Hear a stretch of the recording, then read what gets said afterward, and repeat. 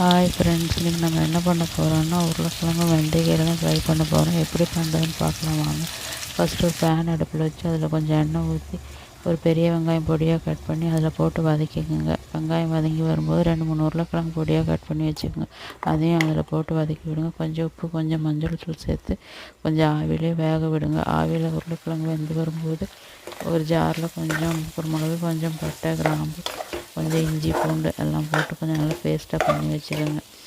உருளைக்கிழங்கு வெந்து வரும்போது இந்த அரைச்சி வச்ச பேஸ்ட் அதில் போட்டு நல்லா கிண்டி விடுங்க.